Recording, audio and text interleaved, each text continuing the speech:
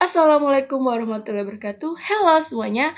Kenalkan, nama saya Dede Septiani dari kelas Akuntansi AKT 22A dengan NPM 22412034. Di sini saya akan menjelaskan secara singkat mengenai materi tentang bisnis proses. Proses bisnis adalah suatu kumpulan aktivitas atau pekerjaan terstruktur yang saling terkait untuk menyelesaikan suatu masalah tertentu atau yang menghasilkan produk atau layanan demi meraih tujuan tertentu. Proses bisnis merupakan sekumpulan aktivitas yang memerlukan satu atau lebih masukan atau input dan membentuk suatu keluaran atau output yang memiliki nilai yang diinginkan pelanggan.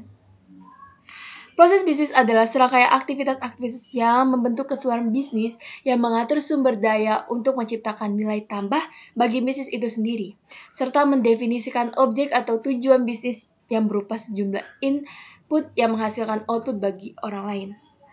Pengolahan bisnis. Proses bisnis, sebuah pendekatan organisasi untuk meningkatkan efektivitas dan efisiensi melalui pembangunan otomatisasi proses dan ketangkasan untuk menolak perubahan.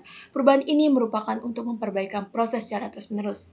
Oleh karena itu dapat digambarkan sebagai proses optimasi proses. Pengolahan proses bisnis dapat dihasilkan pendapatan dan sering mewakili proporsi yang signifikan dari biaya. Manajemen proses bisnis atau BPM memiliki 4 komponen utama, yaitu pemodelan. Penggunaan dapat mendefinisikan dan mendesain struktur dari setiap proses bisnis secara grafis. 2. Pengintegrasian atau BPM dapat menghubungkan setiap elemen dalam proses sehingga elemen-elemen tersebut dapat saling berkolaborasi dan bertukar informasi untuk menyelesaikan tujuannya. 3. Pengawasan. Penggunaan dapat mengawasi dan mengontrol formasi dari proses bisnis yang sedang berjalan dan formasi dari setiap personil yang terlihat dalam proses bisnis tersebut. Terakhir, optimalisasi.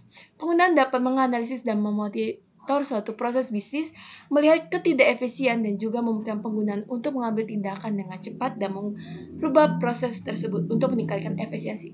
Sekian penjelasan singkat dari saya akhiri. Terima kasih dan wassalamualaikum warahmatullahi wabarakatuh.